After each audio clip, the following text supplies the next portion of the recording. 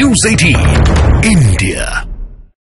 हम लौटेंगे आपके पास एक बार। हमारी सहयोगी आशिका हमारे साथ जुड़ी है, उनका रुख कर लेते हैं। आशिका, बीजेपी तो बाद में, पहले अब कांग्रेस के अंदर से ही सवाल इस तरीके के उठने लगे हैं कि इंडी गठबंधन में जितने भी दल हैं वो बीजेपी से ज्यादा कांग्रेस का विरोध कर रहे हैं। बिल्कुल, और साथ ही साथ आपको ये भी याद दिला दें कि ठीक जब राहुल गांधी की यात्रा पश्चिम बंगाल में पहुंचने वाली है, उसके पहले ममता बनर्जी का ये बड़ा झटका कांग्रेस को, और साफ कर दिया उन्होंने कि टीएमसी अकेले ही चुनाव लड़ेगी पूरे राज्य में। तो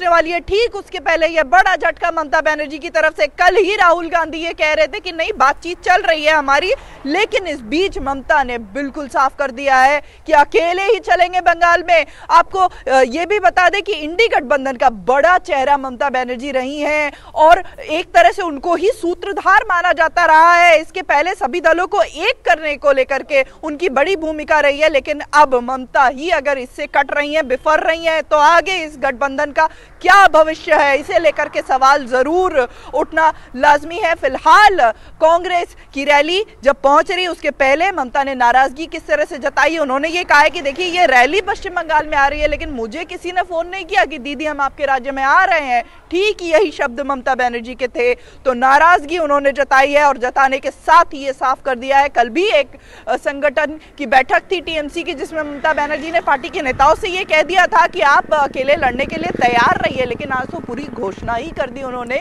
कि बंगाल में टीएमसी अकेले ही लड़ेगी। आशिका, एक छोटा सा जवाब चाहेंगे। ये जो आज का ऐलान है, आज जो बयान है, जो गाड़ी में के बाहर निकल कर दिया है, क्या सारे रास्ते बंद हो चुके हैं या अभी भी रास्ते खुल सकते हैं? आप तो ममता बनर्जी को काफी सालों से कवर कर रही हैं। देखिए, बिल्कुल अमिताभ जी, एक तरफ ममता बनर्जी ये कहती हैं कि जनरल इलेक्शन है, आगे नेशनल स्तर पर क्या होगा इसको देखेंगे, लेकिन बंगाल में तो हम अकेले ही लड़ेंगे। तो बंगाल में रास्ते बंद होते हैं क्योंकि अधीर रंजन चौधरी बड़े नेता है, एक कद्दावर नेता है, और वो अड़ियल हैं, वो अड़े हुए हैं कि 2 सीटों पर तो किसी तरह बात नहीं बनेगी, और 2 से ज्यादा टीएमसी देने को तैयार नहीं है। ऐसी स्थिति में साफ कर दिया आज ममता बनर्जी ने, आगे का रास्ता मुश्किल लगता है इस इंडी गठबंधन का। अमिताभ जी, चलो आशिका, चलते हैं अमित पांडे। अमित, आप तो दिल्ली में मौजूद हो। राहुल गांधी की यात्रा घुसने के पहले बंगाल इतना बड़ा ऐलान, ये कांग्रेस के लिए तो झटका है ही।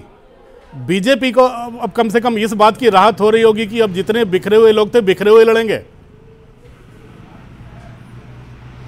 जी बिल्कुल, और उसी हलचल के बीच में अगर हम इसको लार्जर पर्सपेक्टिव में अमिताभ बात करें तो कर्पूरी ठाकुर जी को भारत रत्न देने का भी फैसला किया है, जिसकी लेगेसी, जिसकी जो परंपरा है, वो आरजेडी और जेडीयू यहां पर अपने आप को उनका उत्तराधिकारी मानते थे, लेकिन अब आज उनको भारत रत्न देने का भी ये फैसला ये किया है। तो एक और तो जहां अपने गठबंधन दलों के बीच में कांग्रेस को परेशानी का सामना करना पड़ा, दूसरी ओर इस मास्टर स्ट्रोक को भी कांग्रेस को एक तगड़ा जवाब राष्ट्रीय स्तर पर, कम से कम बिहार और काफी हद तक उत्तर प्रदेश में भी खोजना होगा कि आखिरकार हम किस तरीके से अपने वोटर्स, अपने वोट बैंक, अपने दलों को साथ लेकर चले। एक संयुक्त पिक्चर उनको प्रेजेंट